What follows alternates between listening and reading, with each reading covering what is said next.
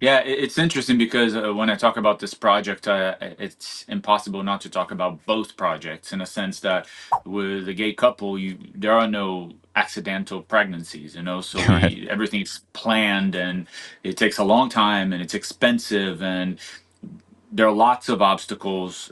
Nothing is for sure. With that said, I remind myself that regardless of any challenges, we are the part of the first generation that can even have a family like this. Um, Right. Throughout my career, I've had the privilege of exploring a lot of realities that triggered my interest. And so, like, if I was curious about psychedelics, I did a show about psychedelics. Or if I was curious about the incarcerated community or sex workers or whatever, Hmm. I pitched, and 9 out of 10 times I was able to explore that place, that condition. And when I decided that I wanted to become a dad, and it has a lot to do with not my biological clock, but I was like, I'm getting older. I'm 45 now. It's time. Hmm. Then I decided to do shows, interview people, research about how to become a family, how to start a family. And so we went through the checklist. We thought about adopting. I'm not going to give any spoilers on episode 4. You're going to find out why we didn't take that route. But when I decided to go the surrogacy route, I did a show for CNN Latin America, and I interviewed a lot of surrogates. And surrogacy comes with a lot of stigma. Believe it or Mm. not, it's still taboo in most of the world. 97% of the countries don't allow surrogacy in their countries. And because of that, everyone comes to the United States to try to have kids. Not just gay couples, but females that are not fertile or people that go through medical treatments. And so this place became the mecca of surrogacy, Yeah. which in a way is a blessing, but in another way makes it all much harder, much more expensive, yada yada yada yada Sure. yada. And The not to interrupt you, Pedro, but you no, mentioned, because I know, I think it's episode 1, if I remember correctly, where you were talking about you visited Italy, right? And it wasn't Yes, just I thought it was important to contextualize the fact yeah, that we live in a privileged condition here in America when it comes to surrogacy, yeah, because in Italy, for example, since the far right Prime Minister Giorgia Meloni uh, took power, she made my condition a crime. So if yeah, Ben and I were there, we could potentially have to pay 2 million euros, spend 5 years in jail.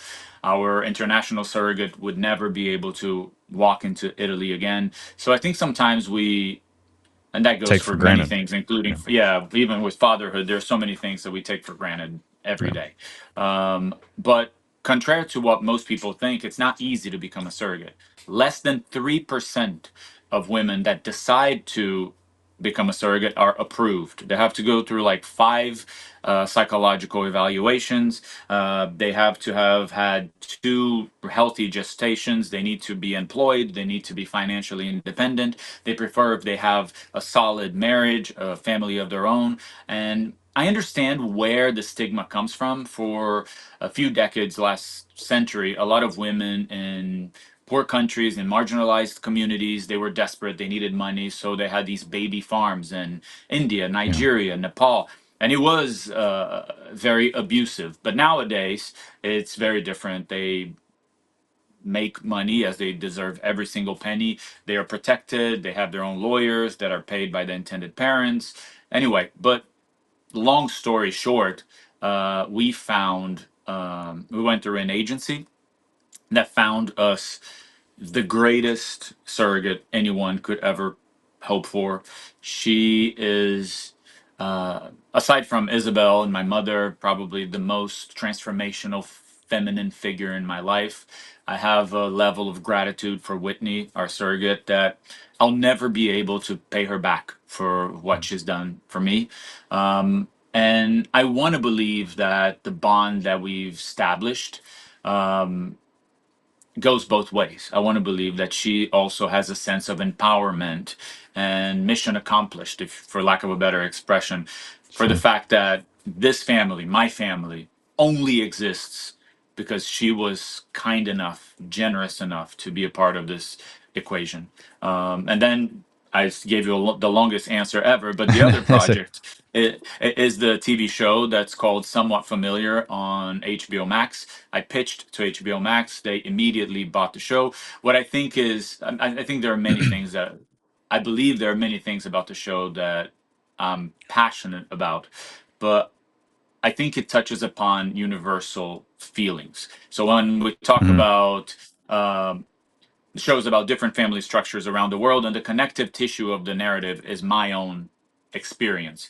But for example, when we talk about older parents, we're actually talking about, this relentless countdown that we all live through, that we're like, what is worth my time? How much longer do I have here?